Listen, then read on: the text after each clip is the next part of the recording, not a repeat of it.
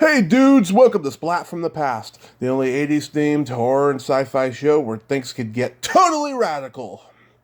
Now today, I will be welcoming a very talented actress, a familiar face you all remember from such classics as Dr. Detroit, Head Office, Heartbreak Hotel, and people remember her as Chandra in RoboCop, and I am talking about Diane Robin.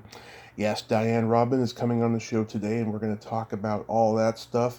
Talk about her new web series, Strange Therapy, which I saw the trailer. It's fucking hilarious, and it's going to be a great show, and I can't wait.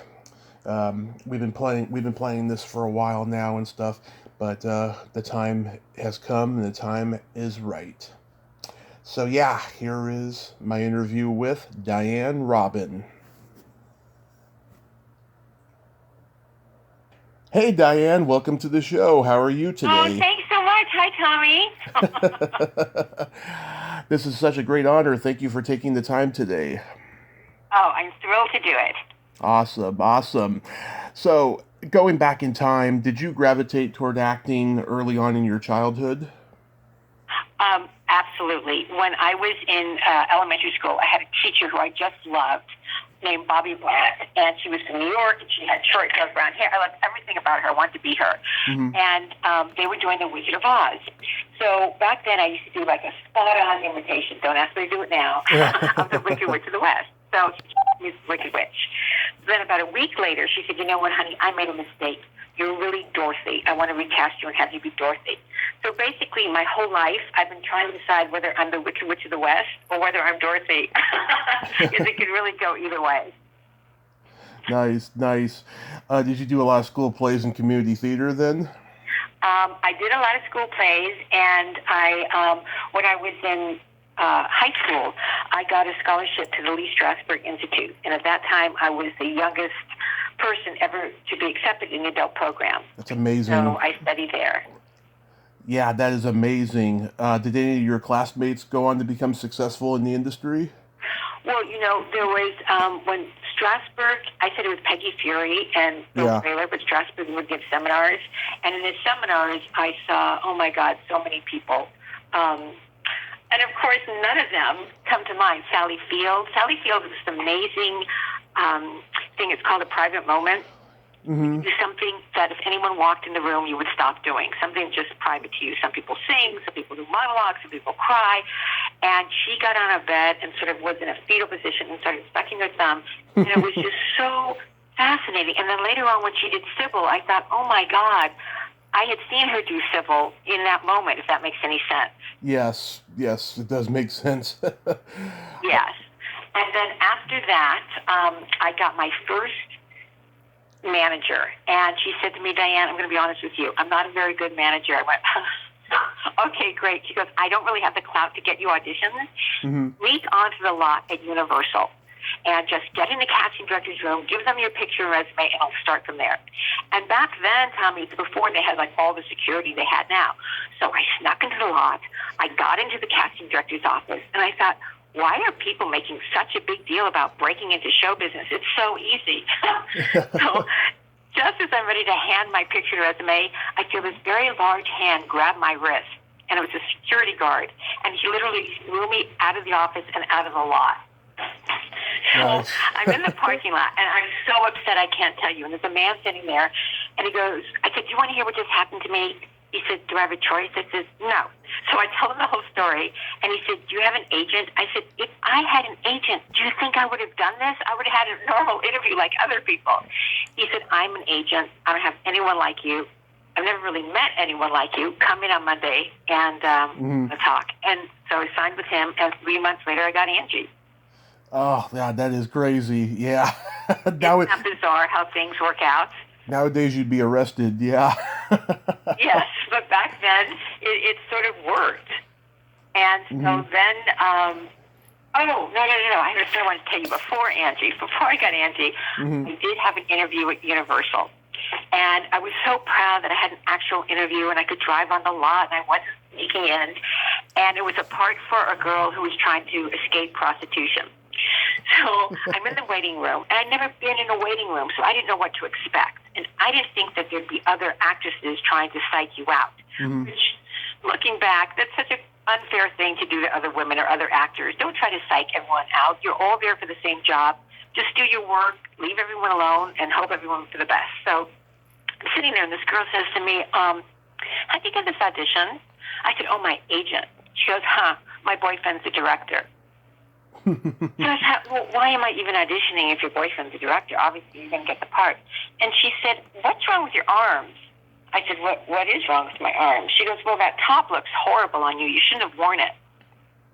And so I was so psyched out, and it's my first interview, and so I walked in the door just feeling like nothing. I mean, she did a number on my head, and it worked, and I got totally insecure, and I did the lines, and they said, you know, Diane, we just added another scene where she's crying. Do you want to do that? And I went, yes! So I burst into tears, and I got the part. Oh, wow. That's crazy. Yeah, so I learned it's funny how things can work out. I don't know how to explain it, but the mysteries of the world. But I just thought it was so interesting. She was trying to make sure I didn't get the part, and she helped me get the part. Nice. So wherever you are right now, doll, if you're listening, thank you so much for being so mean to me. Everything worked out fine. Yeah, I've talked to people who study with Peggy Fury, a couple people, and you know Corinne? Who? Corinne Boyer. Oh, yes, I did Revenge of the Nerds with her. Yeah, the fourth one, yeah. Yes. I can't believe you know that. Yes, Nerds in Love. I adored her. I didn't know she studied with Peggy. Yes, and let's see who else. John Philbin, I've interviewed. Nicole Panther, she was just there briefly. And I'm sure a couple other people, and they said they saw like Sean Penn and Nicolas Cage. I was going to say, when she passed away, Sean Penn, Angelica Houston, everyone came to pay homage to her. She was just such a brilliant woman. And the thing I thought was so fascinating about her, whatever the scene was, she'd always have a story from her life that would explain it to you. And people would just, I don't know, she was just fascinating and real and insightful and brilliant. People just loved her. Loved her. Yeah. So I have to say, strange how life is. The first naked man I ever saw was at Strasbourg.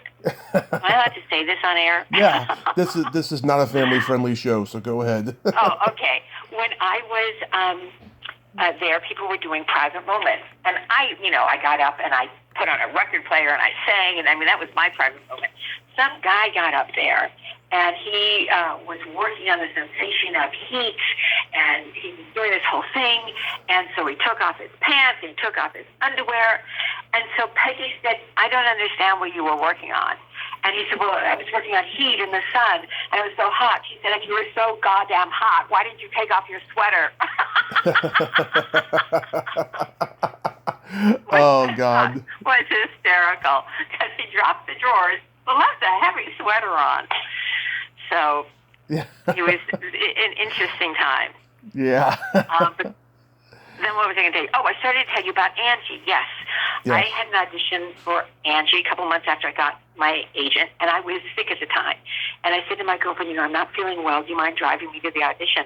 And she said, if you're not feeling well, just don't go. I said, I don't think it works that way. I think it's like for a series or something. And they said it was important. Please just take me. So I read for the casting director. She goes, hold on a minute. She brought some more people, and I read for them. She goes, hold on a minute. She brought in some more people. So I left. I said, oh, thank you so much for bringing me. I think it went great. And by the time I got to my car there, we already wanted to set up a screen test.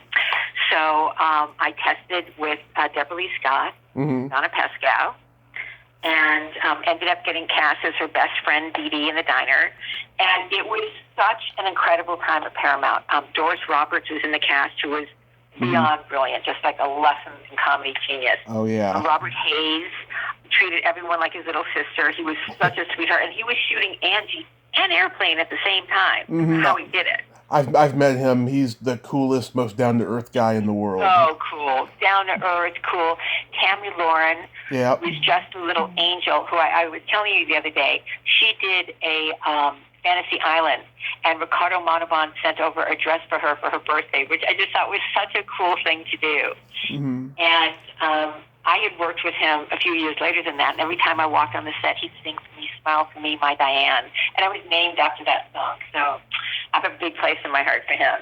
Oh. Anyway, but I was going to tell you about that time at Paramount. It was like the golden age. While we were filming Angie, Taxi was next door, Mork and Mindy, Laverne and Shirley, Happy Days. It was like such a cool time to be on that lot.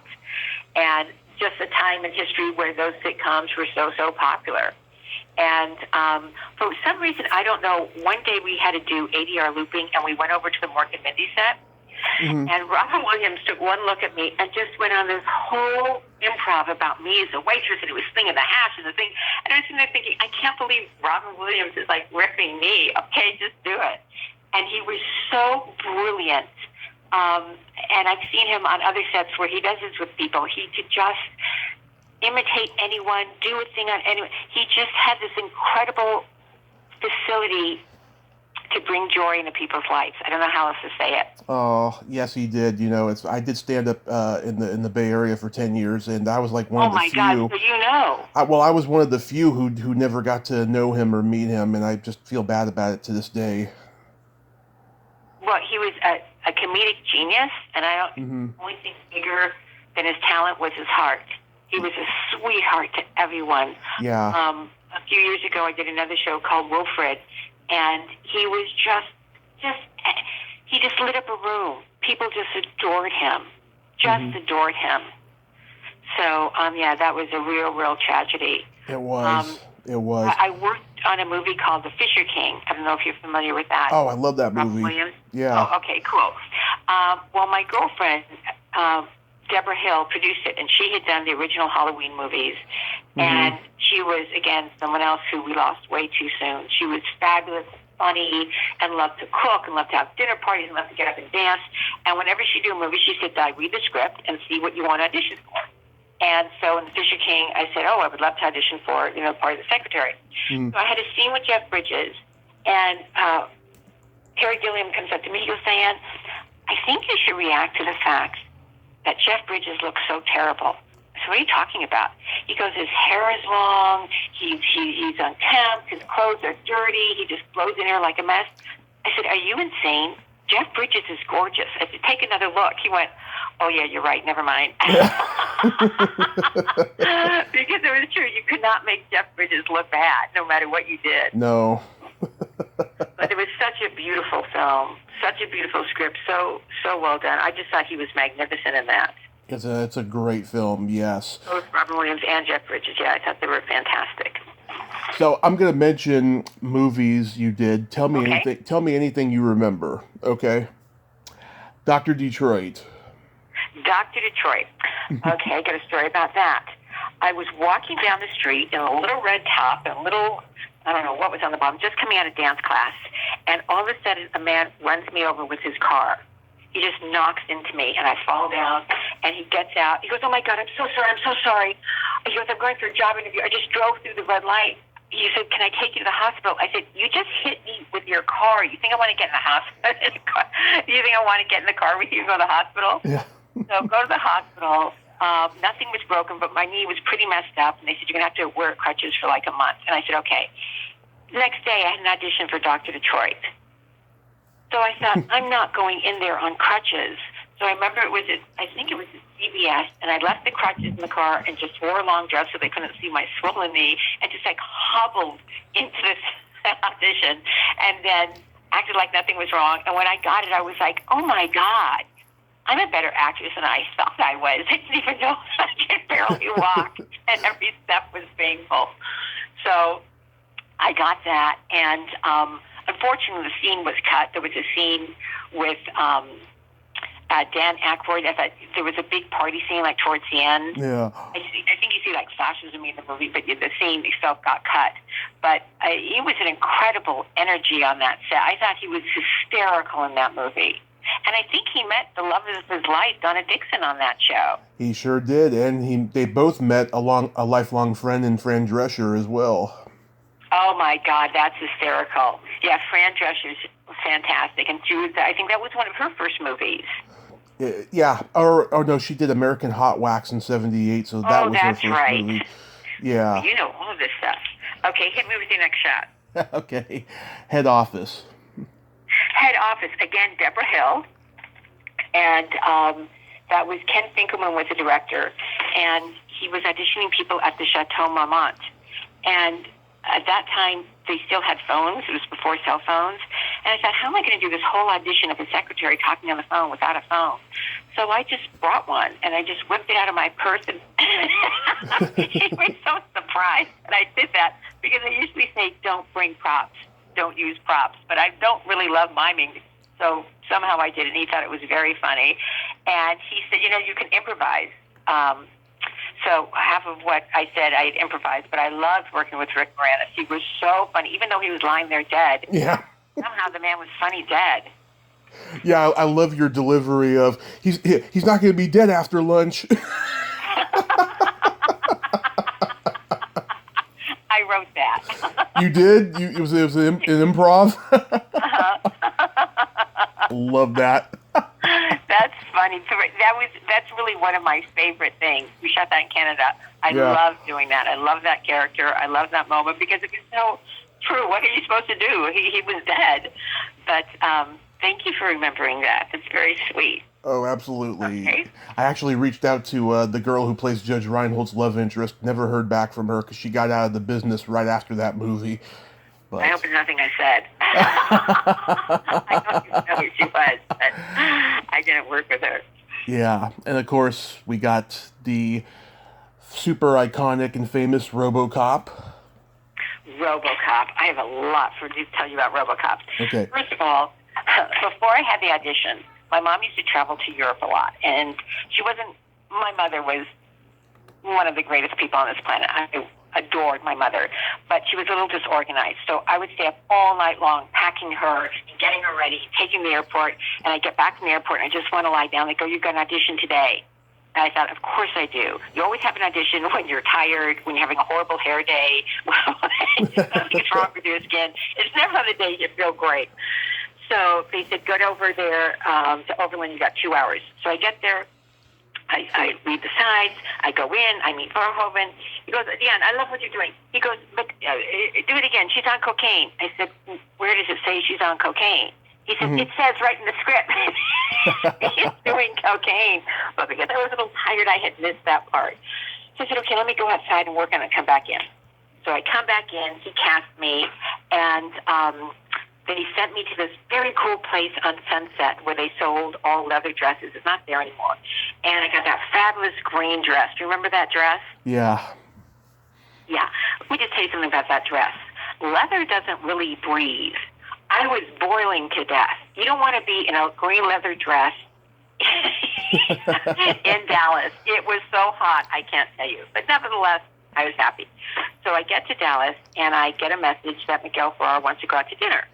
So he said, we're working tomorrow. It's kind of an intimate scene, and I think you'd probably feel more comfortable if we had met. I said, that's so sweet. Miguel, another one who gone way too soon. So talented. I was shocked. I was shocked by that because it's like he was always there when I saw him in everything growing up. Yes. It was just such a blow to everyone and his family. He was such a sweet, dear man. So anyway, we're out to dinner, we're talking. He goes, well, what do you like to do besides act? I said, I love to sing, I love to dance. And he said, my mother likes to sing. And I thought, well, that's sweet. And I pictured some woman like humming around the house. I didn't know his mother was Rosemary Clooney. Yeah. One of the greatest singers of all time. But he was so humble. He wasn't bragging. He was just, I felt like such an idiot when I found out who his mother was. Anyway, so we get to the set, and we're the night of shooting, and it's a very cool set. Do you remember that house? Yes. Yeah, like a futuristic cool house. A futuristic cool house, yeah. I don't know what we were snorting. People always ask me, and I always say, the Coke was fake, but my boobs are real. You don't want to know. I still don't know what we were snorting, Tommy. It was something between baking soda, baking powder, baby laxative. I don't know what it was. But if you snort it long enough, you start thinking you're a little high. Plus, it's in the middle of the night. So we're doing the scene, and the gorgeous girl that played Tani was so beautiful, but I think she was more of a model than an actress. Yeah. And every time we had to run out, she hit the table. every time. So they couldn't use that take. So Robin says, yeah, come here. I said, what is it? He says, talk to her, help her. She doesn't know. I said, don't worry, I'm on it. So I went up to her. I said, sweetheart, you have to rehearse. You have to count how many steps you clear that table. We can't be here all night long going this over and over again. I said, and the crew is going to kill you. So I didn't know what else to do. So finally we got that right. So then he kept up to me. He goes, yeah. I said, now what? He goes, I have an idea. I said, yes. He goes, how about you and the girls start kissing and start making out? I'm thinking that's a good idea. I said, I'm thinking no. And he goes, no? Why no? I said, Paul, I didn't really tell my boyfriend at the time what this movie's about. I said, he's going to see some guy snorting cocaine off my boobs. Then he's going to see me making out with the girl. I said, it's too much. I can't do it. I'll get in trouble. He goes, okay. And then like a couple months later, the guy and I ended up breaking up. And I thought, why didn't I make out with her? She was gorgeous. It would have made the scene even better.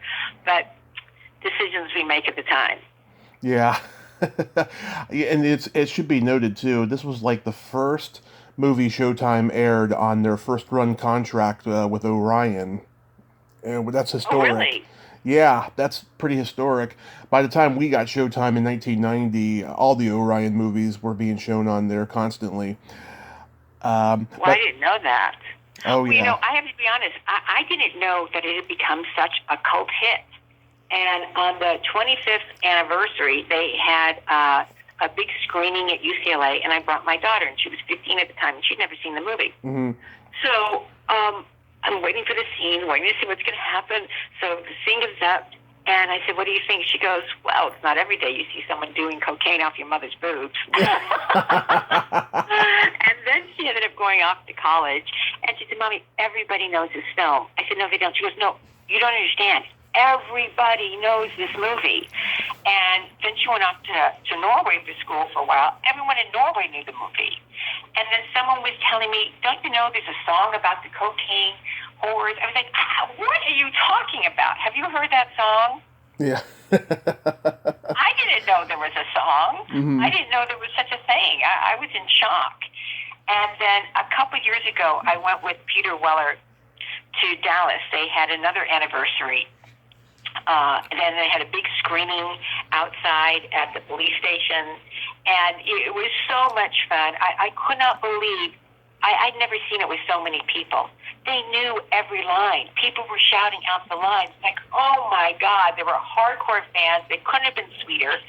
But this was outside, and it was at night, and I had to use the ladies' room, but everything was locked up. So I said, well, where do I go? And they said, oh, there's an outhouse. And I said, okay. So I thought, I will surreptitiously get up and walk so no one sees me. So I'm walking to the outhouse, and I hear, Chandra, looking good, babe. And I thought, oh. So I'm in the outhouse, and I'm trying not to ruin my very nice shoes and get them wet, so my legs are kind of up in the air, and I'm trying to position everything. I'm thinking, don't ever forget this moment, Diane. 5 minutes ago, you were signing autographs, and now you're in an outhouse with your feet up in the air. Don't ever take yourself too seriously, because that's kind of the business. If that's any sort of, I don't know what to say.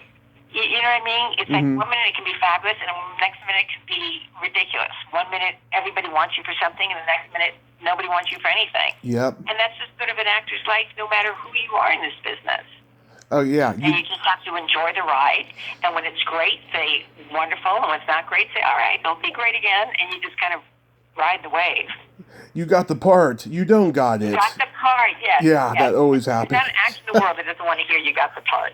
Yeah. We always love hearing that. Nancy Allen, she's a lovely person. Called Crazy in Love. Yeah. Oh, you did see that with Holly Hunter? I vaguely remember it. Okay, well, I just have a story about Holly Hunter. Holly taught me something I'll never forget. She said, sometimes I think my mistakes are the most interesting thing I do on film. And it was such a sort of revelation to me, because you always want everything to be perfect. And sometimes when it's not perfect, when it's a little off, when you something very human comes out of you that you didn't have planned, you didn't rehearse. And that's what ends up being the most interesting. And I remember seeing, that iconic scene in Pretty Women where Richard Gere hands her a necklace. And then closes it on her hand, yeah. Yes, and on one of the take, he just smashes it down. And she was so shocked. She started laughing. Well, it turns out that wasn't rehearsed. That wasn't supposed to be part of it. But it was so real, they ended up using that take. So I always remember that when she said that. But in that show, I got cast as Bill Pullman, who, a doll. And if you're listening to this, a wonderful kisser, Mr. Pullman, just putting that out there, because we had a kiss in the show. I played a woman who was a lawyer who had a crush on him, and she had a fantasy that we made love. Well, I didn't see that in the script, because I didn't get the script until I'm on my way up to Bainbridge in Seattle. And, I called him up. I said, I was raised Orthodox. I can't do nudity. I told my father I'll never do nudity. I can't do that scene. And they said, well, Diane, don't worry about it, because we're just shooting you from the back. And this is on TNT before you could show nudity. I said, oh, okay, great. So I'll just bring some pasties for the front. So when we get to the scene, there's a knock on my door. And ladies, just so you know, when you think people look good on camera, they airbrush every inch of your body. She goes, oh, we're going to become very good friends very fast, Diane. Literally, she had a spray gun, and they spray everything till you look flawless.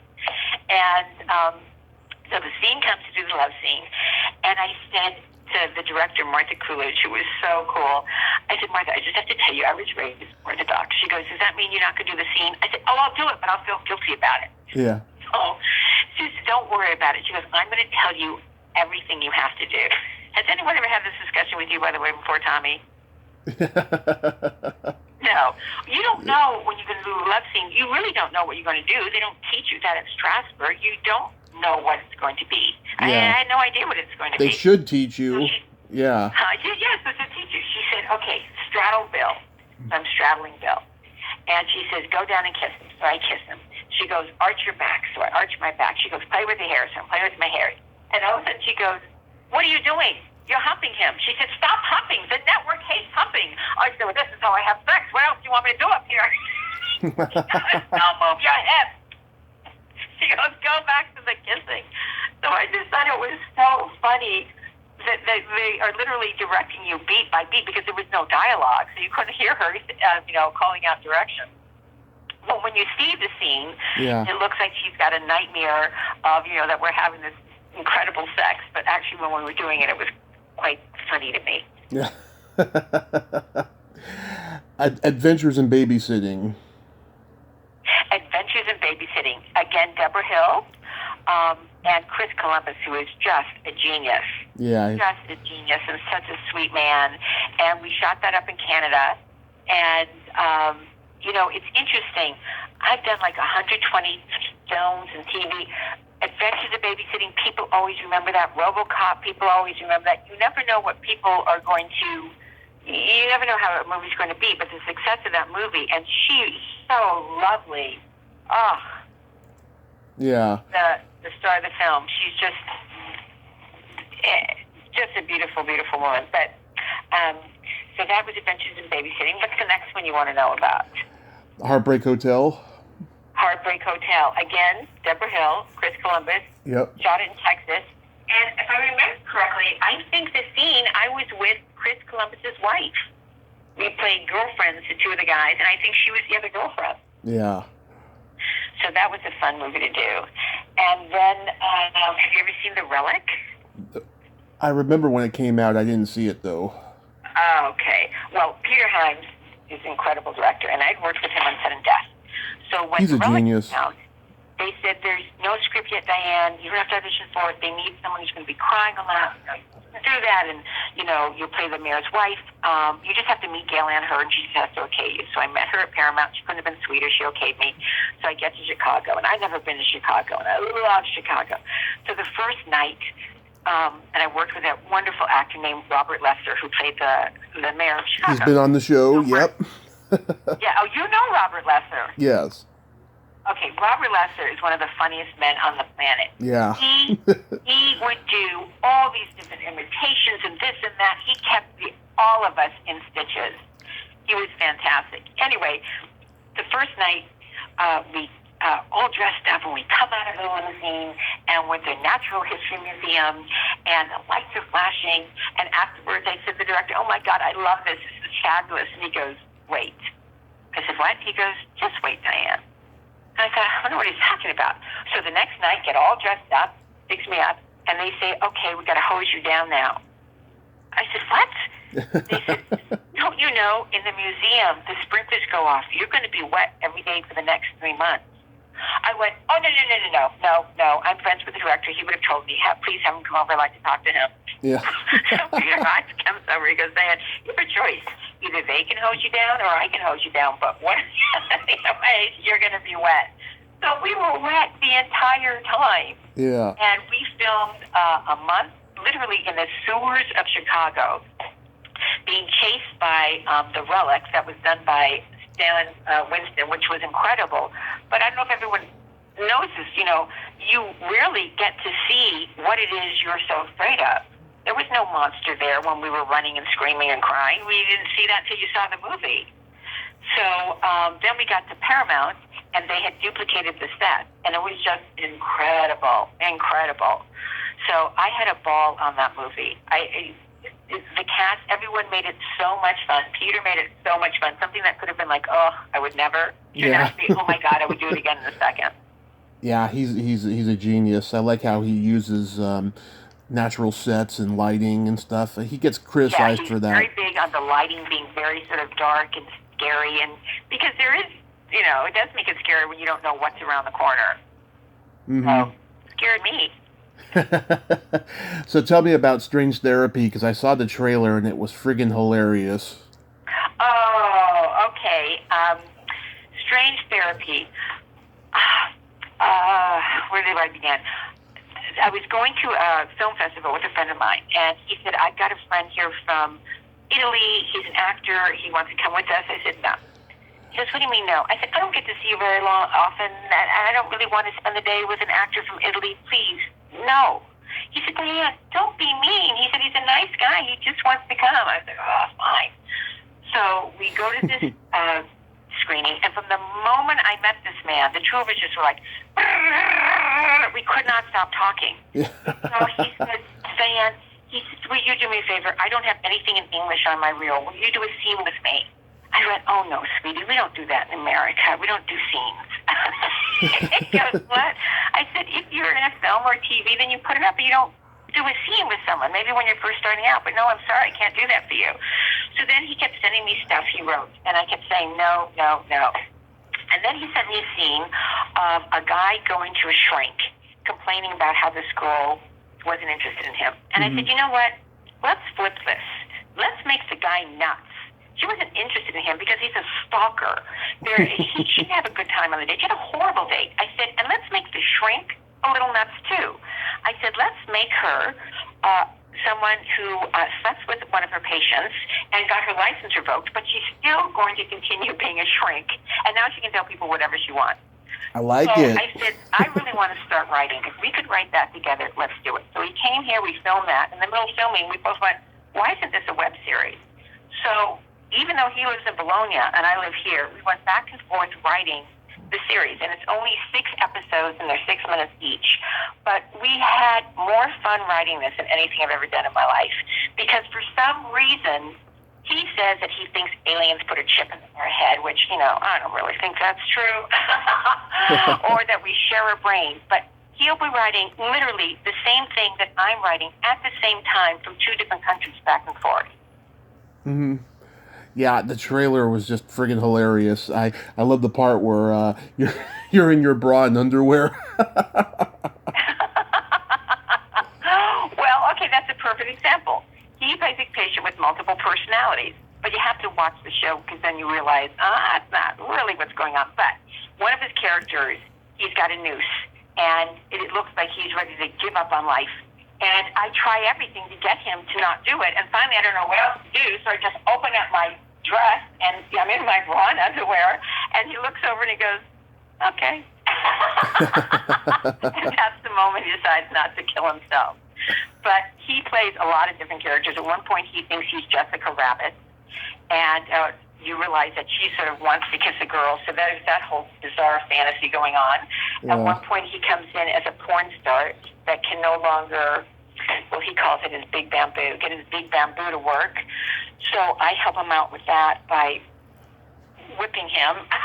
I mean, it's fun. It's not a conventional comedy, but it's just two people sort of using role play and sex, although there's no actual sex, but just having fun, putting life back in a relationship and understanding things. We just had a hoot doing it. So we've written season 2, and hopefully we'll get to do that. So, yes, that's that. But by the way, if anyone's listening, watch it. It's hysterical. It's on Amazon Prime. It's called Strange Therapy, and it's fun. I mean, to me, we had so much fun. And you saw the trailer and you laughed, right? Yes. I laughed out loud, yeah. I'll definitely check it out because I do have Amazon Prime.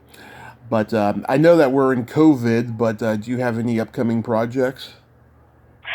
I just did a movie where I played Bernie Sanders' mother in a flashback. Yeah, I had so much fun doing that, I can't tell you. And it's called Free Lunch Express. It hasn't come out yet, but I have a story for you about that. Okay. I had never been cast. I'm half Jewish, half Romanian Orthodox. And I'd never been cast as anyone Jewish before. I don't know why. And then several years ago, I was literally at Temple, and I got a text, even though you're not supposed to be looking at your phone, Temple, saying you have an audition for the part of a Jewish mother, right? Yeah. So I go to the audition, goes great. They call me back for callbacks, and in between the first audition and the callback, I had toe surgery.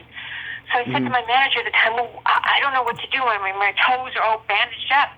He goes, well, you don't act with your toes, do you, Diane? I went, kind of. Yeah, I think I do. He goes, well, tell him you had a toe job. I said, that's so obnoxious. I'm not going to tell him when I had a toe job. So I go into the interview, and at one point she gets down on her hands and knees, and they were matching her up with different people to be your husband. And she's on her hands and knees begging her son not to marry this girl. So I go down on my knees, and I thought, how am I going to get up? To get up, I've got to dig my toes into the ground. If I dig my toes in the ground, the bandage is going to fly off. If the bandage fly off, there's going to be blood in the director's face. If there's blood in his face, he's not going to cast me. So I look over the guy playing my husband, and I just kind of slugged him. I said, just don't stand there looking at me. Help me up. So the director said, the moment you did that, you got the part. Oh, that's so awesome. And I thought of Holly Hunter saying, sometimes your mistakes are the most interesting thing. So, but the guy that played my husband was John Manfrotati. Do you know him? He played Raymond Barone's best friend in Everyone Loves Raymond. I think I saw. If I saw him, I probably know him. Yeah. We had so much fun together, and then I did some shows for Lifetime. I did a show called House of Deadly Secrets. Do you remember Patty McCormick? Oh, I've been trying to get her on the show because I love The Bad Seed. Oh, sweetheart, no problem. I will send her a text saying you should do the show. Oh. Her doll. Yes. Thank you. No, I love Patty McCormick. I was so excited to work with her. So there's a scene she plays the crazy woman next door, and I play the mother-in-law from hell, which for some reason recently I've been getting a lot of those parts. Anyway, so one part she's going to push me down the stairs. So I said to the director, honey, you're not pushing me down a flight of stairs. He goes, no, of course not, Diane. He goes, this is what we're going to do. We're going to have 3 men hold you at the waist. You'll be at the top of the stairs. Your head will fall back. He said, we'll sell it with your expression, and then we'll cut to you being on the floor, that you broke your neck. I said, okay. I pick the guys. I want their shirts off, and I want baby oil. He goes, Diane, that's not safe. I said, let me worry about that. So we had a lot of fun doing that. Then, a year later, the same director was doing another movie for Lifetime called Deadly Mile High Club, which was just on. And then he had Joe. This time he had me pushed out of a plane. And I said, did I offend you in some way? Or is this like some strange kink where you like watching me die? I said, what's up with you killing me? So that was funny. Oh, wow. And then I was just on a show I was really proud of called You Can't Take My Daughter. Uh-huh. And it was a true story of Annalyn Magnuson, who was It's a very heavy subject. She was raped, and the law where she lived was that the rapist would have parental rights to see his daughter. And I have a couple scenes in that where I'm a lawyer, but it was so well done. It was with Lindsay Fonseca and Kirstie Alley for Lifetime. And because of this woman's courage in real life, she got laws changed. Oh. Yeah, so it was something I was very proud to be in because it was something that made a difference. Yeah, I mean, I couldn't. When people were watching, some people were like, "Oh, this is impossible. This should never happen." Yeah, it did happen.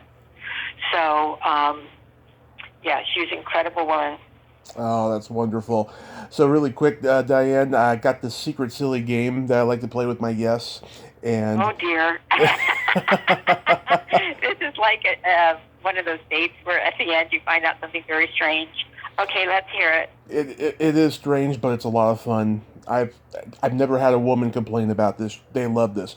It's a series of silly slumber party questions, and how this works is I ask you the question, you answer it, and then you ask me the exact same question. I answer it, and it's not win or lose. You can also comment on answers.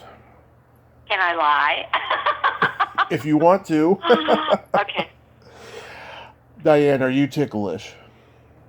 No. Are you ticklish, Tommy? Yes, very ticklish, and I'm not lying. What part of you is the most ticklish? It's a toss-up between my feet and my shoulder blade. All right, good to know. Good to know. Hit me with the next one. What's your favorite part of the body? It could be anything. Boobs. I love that answer. I've never heard that from a woman, ever. I love it.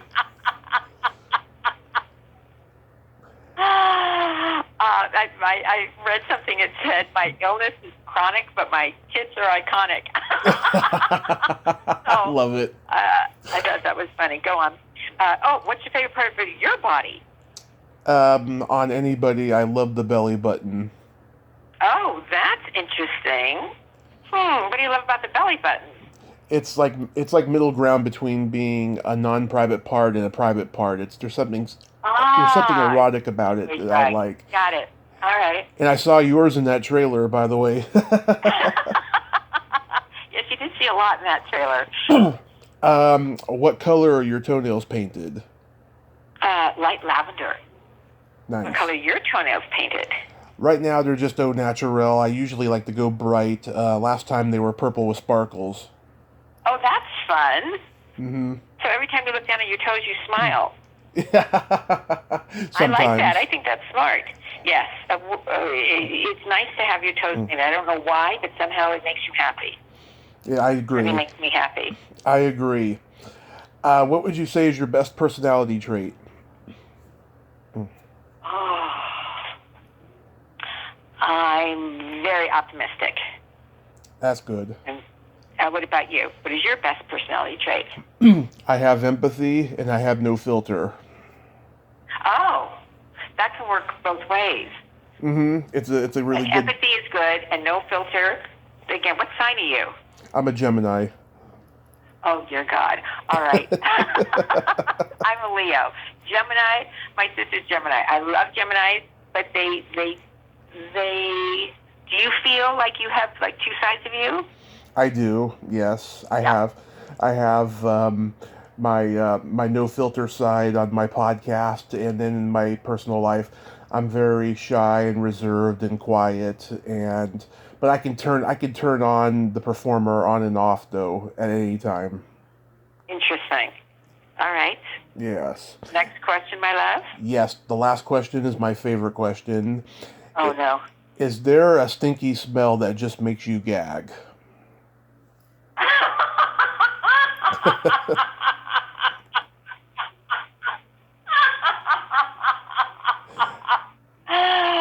Well, Tommy, there is a certain cheese that if I smell, I could just.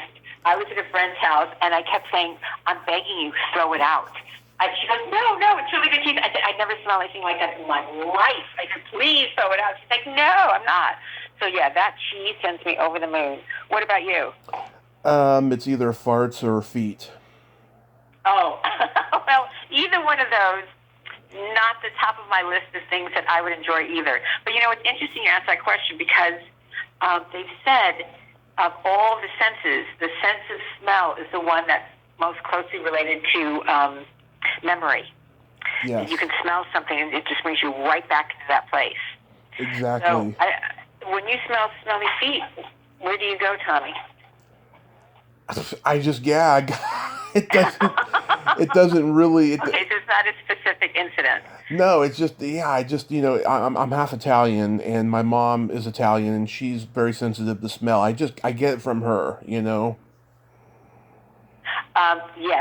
Italian is one of my favorite.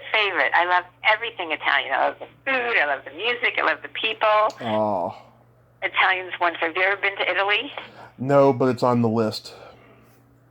Yeah, me too. I would love to go there. I would love to film there. I would love to do season 2 in Bologna. I forgot to mention that my writing partner and acting partner's name is Davide Reali. Mm-hmm. Fantastic actor out of Italy. Yeah. So, yes, maybe we'll shoot there. I would love that. Right now with the pandemic, everything's sort of up in the air. Yeah. With everything, for everyone. But I really hope that coming out of this, we're all going to be a little kinder, a little more grateful for all the little things, Yeah, I'm starting to see. Just we so acted like it was so normal, and they haven't been normal, but they will be normal once again. Going to the movies will be normal again. Hugging people will be normal again. I don't know when. Yeah, I'm starting to see people be a little bit nicer to each other, a little bit, but not so much on social media, but just I'm starting to see people be a lot more kinder.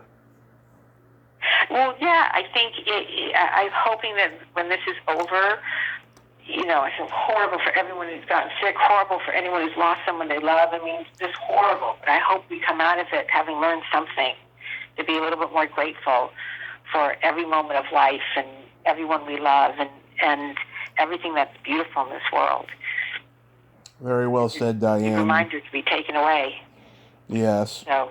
Very well said, Diane. I want to thank you so much for coming on today, and also too, it's funny you brought up to me on LinkedIn that you don't swear. That's how I know you're not from New York.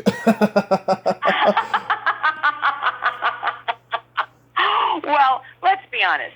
I swear occasionally, but I don't swear on film, or I don't swear in interviews, because I always think people of all ages, read stuff and hear stuff, and I don't want to offend anyone. Yeah. I have been known to, on occasion, if I can't find any other word to express myself, swear. It's funny you should say that, Tommy, because when I started out, well, actually, a lot of my career, I played New Yorkers. Yeah. And I'm not from New York. I'm from Fairfax. Yes. It's a neighborhood where a lot of people in the neighborhood were from New York. So we all grew up thinking we're from New York. And recently, well, before the pandemic, I went to something and I saw my childhood friends. They were like, yeah, my whole life you asked me what part of New York I'm from. So it's funny that you should say that. I have a friend who's a couple years older than you, and she's from Fairfax, and she went to the Strasberg Institute. Terry Bolo. Don't know her. Yeah, she's one of the founding members of the Groundlings, and her name Wow. her name never gets mentioned when it comes to it. They always have to mention Lorraine Newman because she was the biggest one from that group to come out of the early Groundlings, and a couple other people. But yeah, Terry, she's like the aunt I wish I had growing up. Wow. I'm sorry. I'm horrible with names, so I don't mean any disrespect that I didn't know who she was. I'm horrible with names. But the Groundlings is fantastic. And she's from Fairfax. Yes. It's so funny. I always grew up thinking Fairfax was a city. And I would write down, people say, where are you from? I'd say Fairfax. And they're like, Dan, that's not a city. And they'd say Fairfax, Virginia. I said, no, Fairfax, like near Kansas. And they're like, again, not a city. But now I find that they refer to it the district of Fairfax. So that's where I'm from, the district of Fairfax. But I loved growing up there because it was like a real neighborhood. You went to the butchers, you went to the bakers, you went to the Cantors. Everybody knew you. I was literally 20 before I bought bread in a bakery. I didn't even know people did that. I was like, no, you get it fresh from the, from the baker. Why would you buy it in a, plastic bag? So, funny your perspective on things. Someday I'll buy it from a baker. I've never bought it from a baker. Oh, honey, where do you live? I live in Reading. Okay, you're a little far. If you were closer, I would bring you a challah. If you ever had fresh challah, you'd be like, oh my God. Someday, fresh challah, I don't know why, it makes me happy. Someday I'm going to be closer. And I go out to LA a couple times a year, except for this year because of the pandemic. But I will let you know next time I go out there. I would love that. And wherever we meet, I will bring you challah. Oh, wonderful, wonderful. Okay, Diane, you have yourself a great day and stay safe, okay? Thank you so much. Thank you for having me on the show. You're a doll. I adore you. My pleasure. And let me know what Patty McCormick says. I will for sure. Okay. All right, sweetheart. Bye-bye. Bye-bye. Well, there you have it. Diane Robin. Ain't she a sweetheart? Oh, what a great lady, hon. So funny. And I love that laugh of hers. That's her trademark on IMDb, that laugh. It is just music to my ears. If you like this video, everyone, please subscribe to my YouTube channel, add me as a friend on Facebook, join my Tommy Kovac comedian page on Facebook, follow me on Twitter and Instagram, and all that fun stuff. Well, that's all the time we have this week on Splat from the Past. Till next time, this is Tommy Throwback Kovac saying, there's no shame in living in the past, because the present sucks. Later, dudes!